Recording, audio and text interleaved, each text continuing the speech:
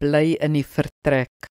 1 Petrus 4 vers 8 sê, bo alles moet julle mekaar innig lief hê, omdat die liefde 'n menigte sondes bedek. Ons sluit vandag af met die tema van huwelikskonflik. Volgens die skrif moet ons interpersoonlike probleme doelbewus aanspreek, maar op die regte manier, in alle liefde. Die volgende is praktiese voorbeelde daarvan.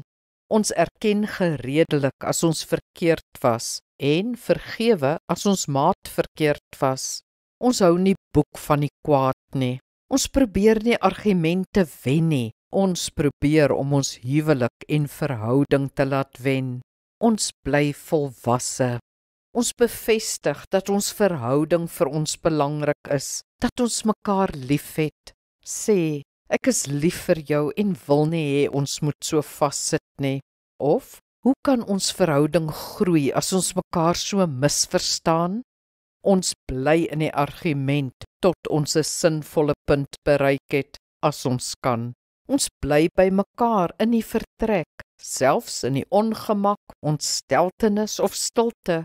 Dit kommunikeer verbintenis en maak 'n verbasende verskil. Kom ons bid saam.